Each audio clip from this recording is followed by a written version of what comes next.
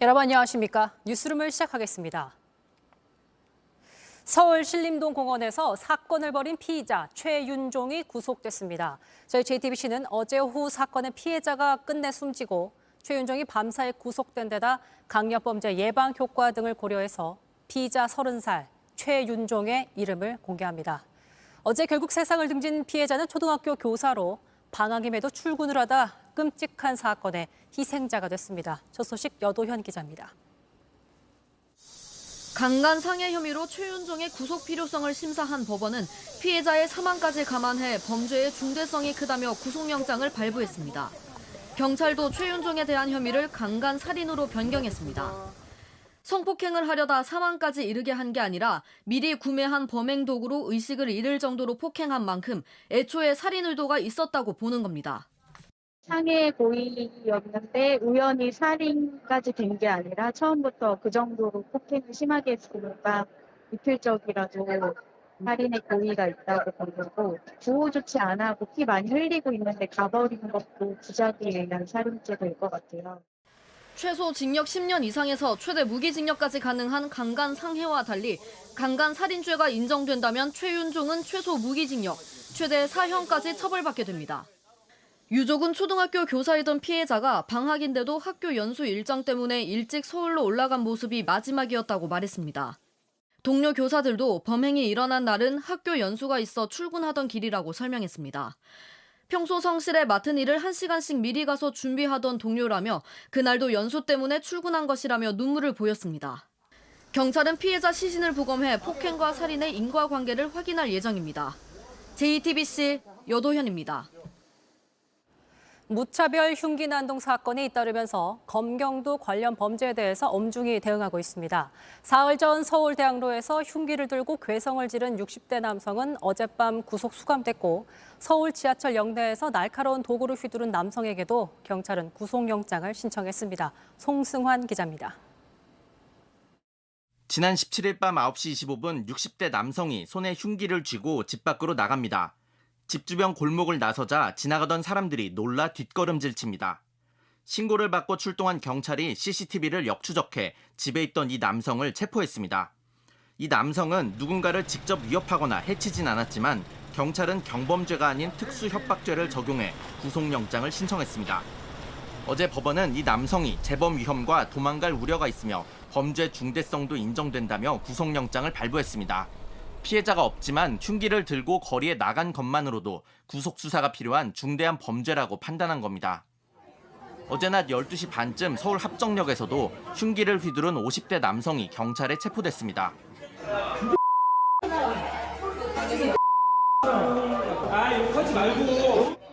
이 남성은 열쇠고리에 달린 날카로운 도구를 손에 쥐고 승객을 때려 20대 남성 2명을 다치게 했습니다. 경찰 조사에서는 열차 내 여러 사람이 공격해서 방어 차원에서 휘둘렀다고 진술했습니다. 경찰은 이 남성이 과거 조현병으로 치료받은 이력이 있는데 2019년 이후에 치료가 중단됐다고 밝혔습니다. 경찰은 오늘 이 남성에게 특수상해 혐의를 적용해 구속영장을 신청했습니다.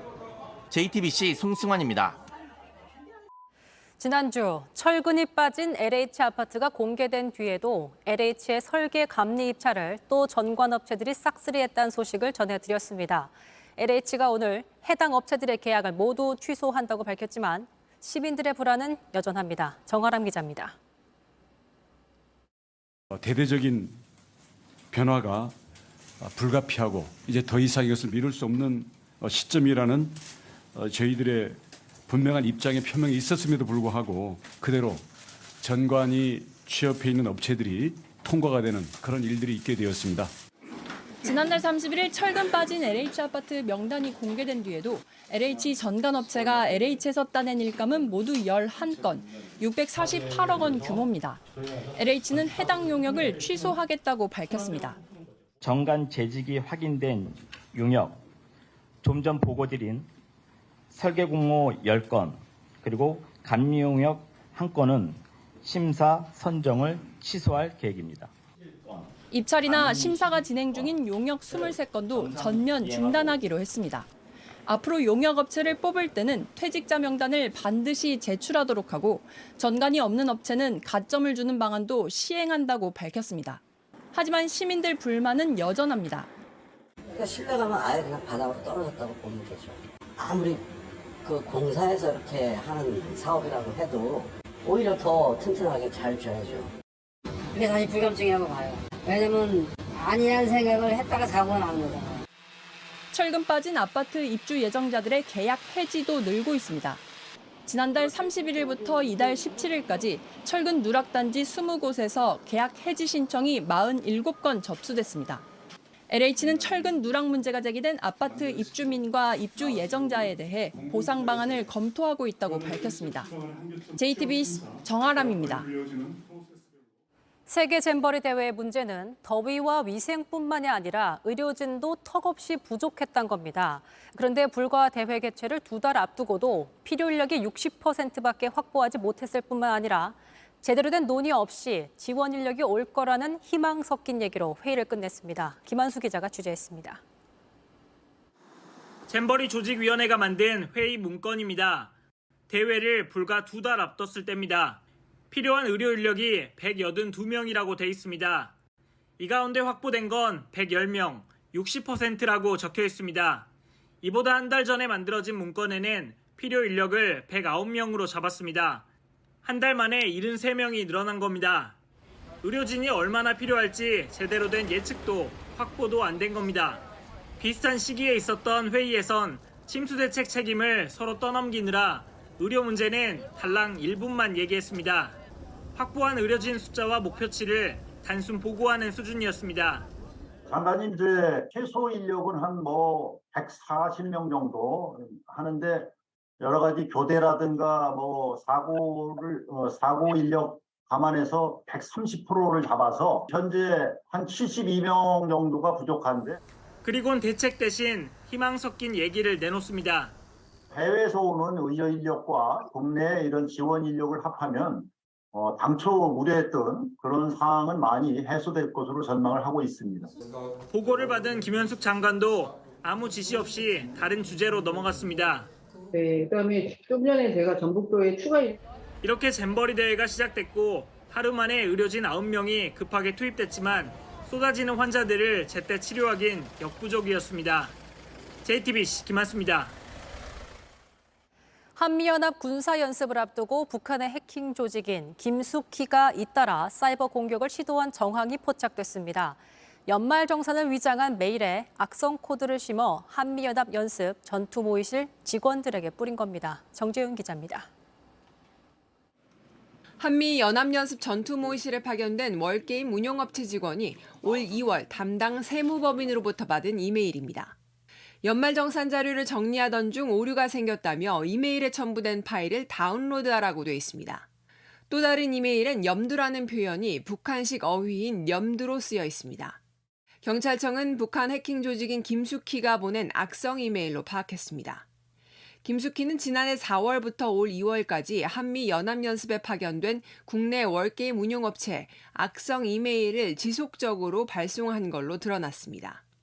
이 같은 메일을 수신한 직원들은 미국 국방 전산망에서 악성 첨부 문서를 실행하려고 했습니다. 하지만 보안 시스템에 가로막혀 정보는 탈취되지 않은 걸로 파악됐습니다. 경찰과 미군 수사기관은 해당 공격에 사용된 IP가 지난 2014년 김숙희가 한국 수력 원자력을 해킹해 원전 도면을 탈취했을 당시 사용한 IP와 같다는 사실도 확인했습니다. 지난 7월엔 미 육군 인사처를 사칭한 이메일이 주한미군 한국인 근무자들에게 발송된 사실도 추가로 드러났습니다.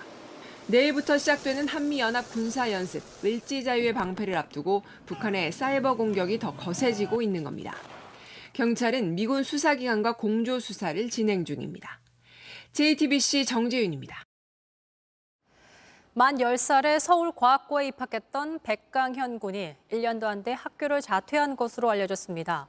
그 이후로 백 군의 아버지는 심각한 학교 폭력 때문이었다며 주변 학부모들에게 모멸적인 메일도 받았다고 주장하고 있습니다. 류정화 기자가 보도합니다. 한 방송사의 영재 발굴 프로그램에 출연했던 2012년생 올해 만 10살인 백강현 군. 3년 만에 초등학교를 졸업하고 중학교에 입학한 지 1년 만인 올해 초 서울과학고에 조기 입학했습니다. 학급 부회장에 당선될 정도로 학교 생활에 잘 적응하는 것으로 보였지만 지난 18일 돌연 자퇴했다는 사실을 알렸습니다. 자신의 유튜브 채널을 통해 문제를 푸는 기계가 돼가는 자신을 보게 됐다며 같은 반 형 누나들에겐 귀염둥이 백강현이가 이제 떠난다고 아쉬움을 전했습니다. 그런데 하루 만에 아버지 백모 씨가 어린 강현군이 감당하기 힘든 놀림과 비인간적인 학교 폭력을 겪었다고 폭로했습니다. 팀 과제를 할 때 같은 조가 되면 면박을 주거나 하루 종일 강현이에게 말 걸지 않기 등으로 지난 몇 달 동안 강현군이 지옥 같은 나날을 보냈다고 썼습니다. 학폭위와 경찰 고발 직전까지 갔지만 학교 측의 배려나 지원은 없었다고 주장했습니다. 자퇴 후 같은 학교 선배 학부모에게 받았다는 메일도 추가로 공개했습니다. 시험도 안 보고 입학했다. 학교 이미지 실추시키는 거짓말 하지 말라 등 사실과 다른 내용으로 모욕감을 느꼈다고 밝혔습니다. 백군의 부모는 해당 메일을 경찰에 고발하고 구체적인 학폭 내용을 추가로 폭로하겠다고 예고했습니다. JTBC 류정화입니다. 요즘 K-팝 아이돌 문화는 한국 문화 전체를 선도하고 있다고 해도 과언이 아닙니다. 최근엔 아이돌 관련 상품을 판매하는 팝업 스토어가 크게 인기를 끌고 있는데요. 정재우 기자가 직접 찾아가 봤습니다. 골목을 꺾어 돌아가도 우산을 쓴 사람들의 대기줄이 이어집니다. 아이돌과 관련된 캐릭터 상품을 판매하는 팝업 스토어를 기다리는 사람들입니다. 군대 간 친구가 있는데 그 친구가 뉴진스 광팬인데 그 친구가 원하는 그런 굿즈들 좀 사주려고. 이런 팝업 스토어는 물건을 구매하는 것뿐만 아니라 팬들이 함께 모여 즐기는 장소가 됐습니다. 어제 오후 8시에 와서 여태까지 쭉 계속 기다렸어요. 뉴진스 팬 카톡방이 있는데 거기서 사람들하고 다 같이 와서 기다렸어요. 서울의 또 다른 아이돌 팝업 스토어. 일본인 다카기 씨는 아이돌을 꿈꾸는 딸과 함께 온 가족이 한국으로 여행을 왔습니다. ポップアップに来るために韓国に来ました。一緒ですか？そうです。もう娘のために一緒に来ました。 아이돌의 외모나 음악과 관련된 상품만 있는 건 아닙니다. 그룹에 로고를 넣은 패션 소품 등으로 다양해졌는데 팬덤과 소속감을 겨냥합니다. 문제는 점점 높아지는 가격 부담입니다. 10대에서 20대 여성들이 주요 팬층이다 보니까 부담스럽다는 느낌은 팬덤 안에서도 되게 공공연하게 있는 것 같고. 한정품에 대한 높은 인기로 물건을 비싼 값에 되파는 일도 늘어나고 있습니다. 구매 제한 등을 통해 팬들을 위한 행사로 만들어달라는 요구도 커지고 있습니다. JTBC 정재우입니다. 인기 한정판 제품을 사고 파는 거래가 활발해지면서 리셀 시장이 연간 1조 원을 넘어설 정도로 커졌습니다. 그런데 중개 플랫폼이 많게는 12%까지 수수료를 떼가면서 정작 문제가 생기면 책임지지 않는 경우가 많아 소비자들의 불만이 커지고 있습니다. 정희윤 기자입니다. 20대 남성 김모 씨는 최근 한 리셀 플랫폼을 통해 25만 원짜리 한정판 바지를 샀습니다. 플랫폼은 문제가 없는 제품이란 걸 확인해준 대가로 바지값의 3%를 중개 수수료로 떼어갔습니다. 막상 제품을 받아보니 사이즈가 맞지 않았고 다시 팔기 위해 플랫폼에 제품을 보냈습니다. 그런데 돌아온 답변은 불합격이었습니다. 바지에서 나프탈렌 냄새가 난다는 이유였습니다. 입어봤는데 사이즈가 안 맞네? 다시 벗어놓고 여기 비닐팩 안에 넣어놓고 그대로 보관했던 거예요. 김 씨는 애초에 플랫폼에서 문제 있는 제품을 못 걸러냈다가 이제 와서 책임을 떠미는 게 아니냐고 지적합니다. 측에서 책임을 져야 되는데 책임을 안 지니까 항상 구매자들만 피해가 있는 거죠. 이처럼 리셀 플랫폼에 대한 소비자 민원은 최근 급증하고 있습니다. 한국소비자원이 규모가 큰 리셀 플랫폼 4개를 조사한 결과 이용자 5명 가운데 1명은 불만이 있다고 답했습니다. 최대 12%까지 중개 수수료를 받지만 정작 검수를 제대로 안 해준다는 불만이 가장 많았고 위약금 관련 민원도 적지 않았습니다. 문제 있는 물건을 팔거나 물건을 제때 안 보낸 판매자에게 매기는데 정작 피해를 본 구매자에겐 한 푼도 안 주고 플랫폼이 다 갖는다는 겁니다. 공정거래위원회 차원에서 리셀 플랫폼 약관에 부당한 조항이 없는지 들여봐야 한다는 지적이 나옵니다. JTBC 정희윤입니다. 한미일 정상회담을 마친 기시다 후미오 일본 총리가 오늘 후쿠시마 제1원전을 방문했습니다. 앞서 기시다 총리는 오염수 방류 시기를 판단해야 하는 최종 단계에 왔다고 말한 바 있는데요.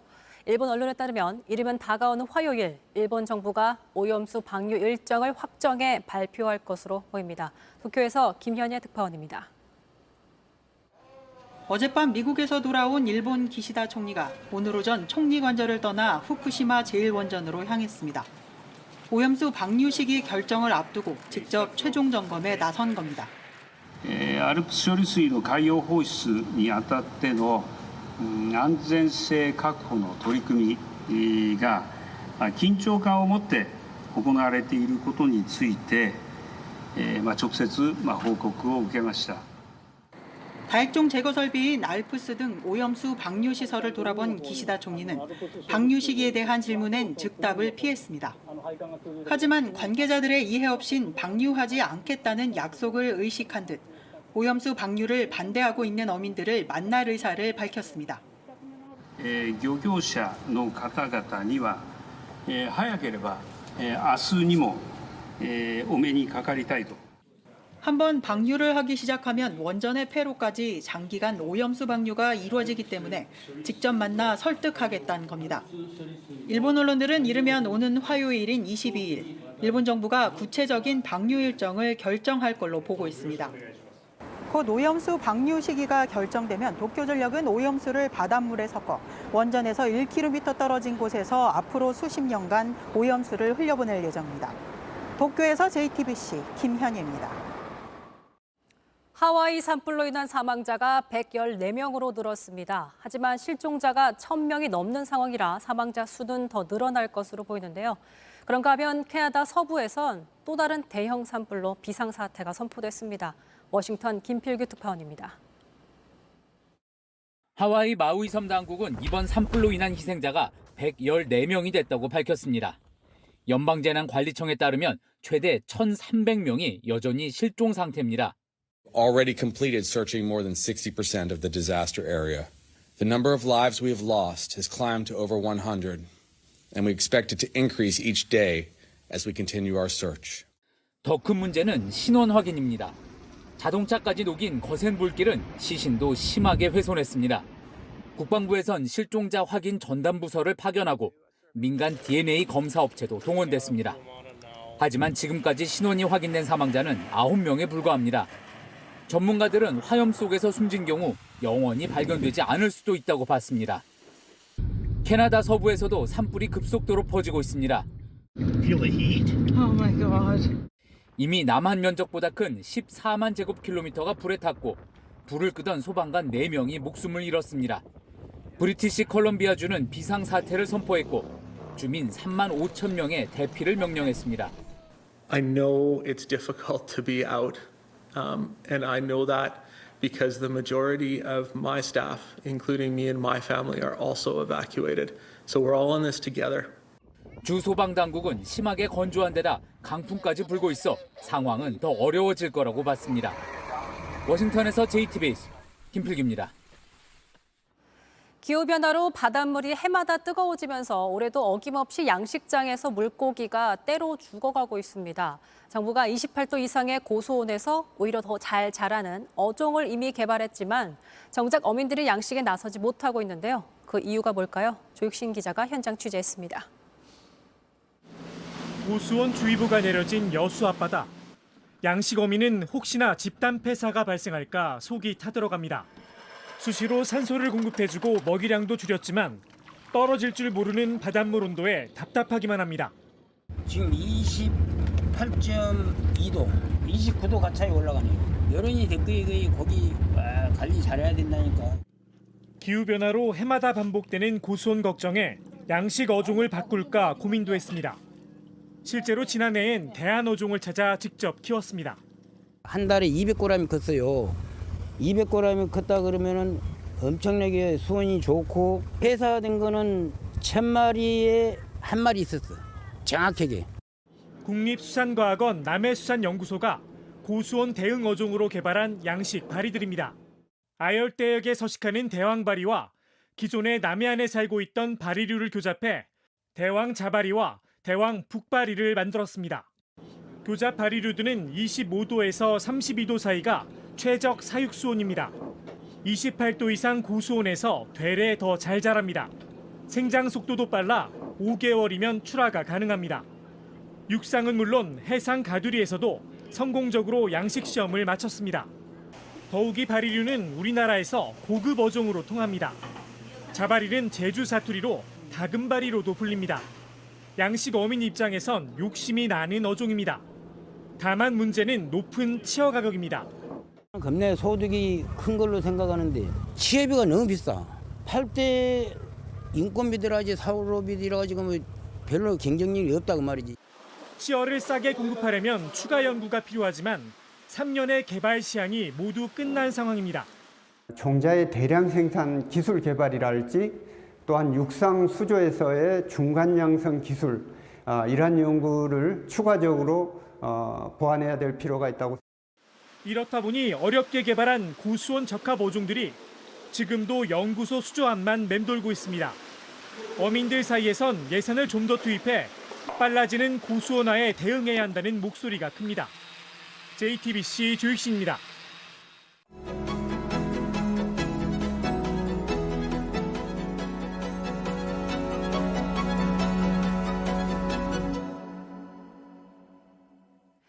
대한민국 리듬 체조하면 여전히 가장 먼저 떠오르는 얼굴이지 않을까 싶습니다. 리듬 체조 요정에서 이제는 꿈나무들을 위한 자리를 기획하고 지도하는 손현재 씨 모셨습니다. 안녕하세요. 네, 안녕하세요. 반갑습니다. 반갑습니다. 은퇴한 지도 7년이 됐어요. 네. 시간 참 빠르죠? 네. 근데 여전히 웃으실 때 그 애띤 얼굴이 여전히 남아 있습니다. 그래요. 네. 그래서 많은 분들이 사실 저를 너무 이제 어렸을 때 체조하던 모습을 맞아요. 고등학생 때부터 보시다가 이제 제가 제 나이를 말씀드리면 놀라시고 하더라고요. 벌써 그렇게 시간이 지났냐 이렇게 네. 해주시는 분들도 많이 있습니다. 그러니까요. 손현재 씨가 30대라고 하면 누가 믿겠습니까? 저도 안 믿긴 해요. 네. 저는 사실 지금이 좋은 것 같아요. 지금이 더 네. 좋다. 그 사이 또 변화가 선수에서 이제 지도자로 어린 후배들을 가르치고 싶다라고 했었는데 현재 그걸 정말 실현하고 있습니다. 저는 엘리트 선수들보다는 조금 더 대중화가 먼저 되고 좀 어린 친구들이 리듬 체조를 많이 접해야 좋은 선수들이 나온다고 생각을 하고 있어서 리듬 체조를 이제 처음 하는 친구들과 함께 하다 보니까 아이들에 대해서도 되게 많이 배우고 지금은 같이 친한 선생님, 막 이렇게 편한 선생님처럼 재밌게 하고 있습니다. 아이들을 가르치고 있을 때 본인의 어린 시절도 막 떠오르지 않습니까? 내가 그랬던가 이런 생각도 조금 하게 되고 그 조그만한 팔다리로 체조를 하는 모습을 볼 때 너무 귀엽고 좀 기특하고 그런 생각이 좀 듭니다. 손현주 씨도 그 어린 나이에 귀여운 팔다리로 체조를 시작했잖아요. 저도 5살 때 그러니까요. 시작했습니다. 선수할 때랑 지도자로서 가르칠 때 어때요? 많이 다른가요? 선수가 나은 것 같고요. 선수가 낫습니까? 물론 몸은 힘들지만 네. 저도 사실 지금 한 5년 정도 되었는데 이제는 조금 적응이 되었지만 이제 지도하는 것과 내가 운동하는 것은 좀 많이 다르다는 생각을 했고 그 과정에서 저도 같이 많이 성장을 한 것 같습니다. 리듬 체조 꿈나무 육성을 위해서 매년 직접 국제대회도 개최하고 있는 것으로 알고 있습니다. 보니까 후배들의 미래를 보고 대회를 개최하는 거라서 수익은 나지 않는다. 네. 그거 쉽지 않을 것 같은데 어떻게 그렇게? 사실 제가 선수 시절에 국제대회들을 참가를 하면서 멋진 유럽 선수들이 하는 걸 보고 좀 이렇게 작아지고 했던 경험이 있었는데 계속 반복하고 그 친구들과 계속 경쟁을 하고 대회를 출전을 하다 보니까 아무렇지 않은 것이 되더라고요. 그래서 우리나라 선수들도 어렸을 때부터 그런 큰 대회 경험을 좀 많이 하다 보면 좀 좋은 성과로 이루어지지 않을까라는 생각에 이제 대회를 처음 열게 되었고요. 올해 이제 5번째 대회 맞습니까? 네. 리듬 체조에 대해서 느껴지는 변화, 성과 같은 것들이 좀 있을까요? 요즘에는 기본으로 대회를 하면 200명에서 300명은 그냥 모일 정도로 취미로 하는 친구들이 많아져서 확실히 좀 리듬 체조가 대중화가 됐구나. 그리고 이제 제가 시작한 대회를 기점으로 국내 대회가 많아져서 아이들이 좀 경험할 수 있는 기회가 많아진 것 같아서 뿌듯하게 생각하고 있습니다. 뿌듯하게 생각할 수 있는 부분인 것 같습니다, 정말. 대회에 참가한 친구들이 나중에 올림픽에 나가면 신기할 것 같다. 제 꿈이기도 하고요. 이렇게 대회를 꾸준히 하는 이유이기도 한데 이 대회에서 좋은 기억을 가지고 있는 선수가 나중에 이제 국가대표가 되어서 올림픽 무대에 나가는 모습을 볼 수 있으면 너무 행복할 것 같습니다. 나가서 이제 저희 코치님, 애써주신 우리 손현재 코치님 감사드립니다. 그럼 되게 뿌듯하지 않을까? 네, 그래서 코치라는 부분은 사실 너무 어렵지만 그런 기회를 좀 간접적이라도 줄 수 있는 사람이 될 수 있다면 네, 그걸로 너무 뿌듯할 것 같습니다. 그걸로 만족하십니까? 네. 코치는 너무 부담스럽고요. 부담스럽습니까? 네. 조금 도움을 주었던 네. 선생님 정도? 네. 그렇군요. 그리고 눈길 가는 부분이 선수 시절부터 꾸준히 기부를 해왔지만 최근에 어린이병원에 기부를 하셨습니다. 특별한 이유가 있다라고 살짝 들었습니다. 네. 이제 친구들을 가르치면서 조금 더 관심이 가게 됐고 그리고 개인적으로는 제가 또 아이를 가지게 돼서 좀 더 관심이 생기고 의미 있는 일이라고 생각을 해서 앞으로도 꾸준히 이어나갈 예정입니다. 이거 약간 단독 뉴스입니까? 네, 맞아요. 여러분 단독 뉴스입니다. 손현재 씨가 아이 같던 손현재 씨가 또 아이를 가졌다는 기분 좋은 소식이 들어와 있네요.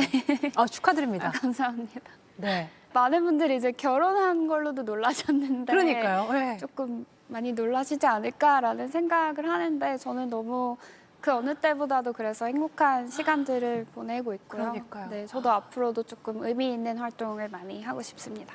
만약에 본인같이 예쁜 딸이다. 네. 그럼 리듬 체조 권유하시겠습니까? 그래서 그 생각을 제가 좀 많이 많이 하셨을 것 같아요. 해봤는데요. 네. 개인적으로는 안 시키고 싶다라는 생각이 조금 그쵸. 들어요. 얼마나 네. 그 과정이 또 잘 하려면 그 가는 과정이 힘들 텐데 그걸 네. 제가 한 번 더 겪는 거라서 조금 뭐 이렇게 추천은 하고 싶지 않지만 뭐 하고 싶다고 하면 어쩔 수 없지 않을까요? 네. 혹시도 모르잖아요. 뭔가 태동에서부터 뭔가 다른 움직임을 보인다면 그러지 않길 바라면서 너무 힘들었기 때문에 권하고 싶지는 않은 얼마나 예쁜 또 아이가 나올지 몸 관리 좀 잘 하시고요. 네. 지금도 기사를 찾아봐도 손현재 같은 선수가 되고 싶어요라는 기사가 굉장히 많습니다. 그 친구들에게 좀 가르치고 있는 친구들에게도 어떤 얘기를 좀 가장 많이 해주고 싶은지. 선수로서 사실 잘 하려면 너무나 힘들 수밖에 없는 그런 과정들을 친구들이 겪고 있을 텐데 또 이렇게 멋진 대회에서 멋지게 성공하기 위해서 조금만 더 견뎌달라라는 말을 하고 싶습니다. 조금만 더 견뎌달라.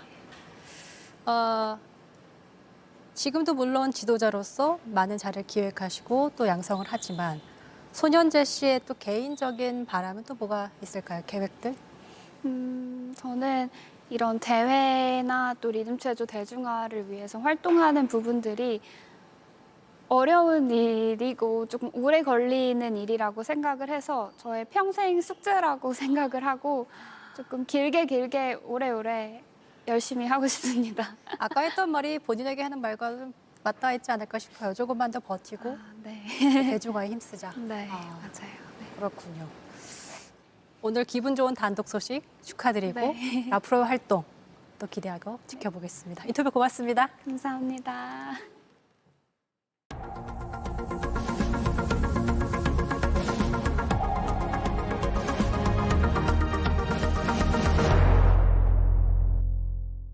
끝으로 날씨입니다. 월요일인 내일도 전국 대부분 지역이 무덥겠습니다. 중부 대륙을 중심으로는 5에서 40mm가량의 강한 소나기가 내리겠습니다. 낮 최고 기온은 서울 31도, 대전, 광주 33도 등 오늘과 비슷하겠습니다. 뉴스룸이 준비한 소식은 여기까지입니다. 시청해주신 여러분 고맙습니다.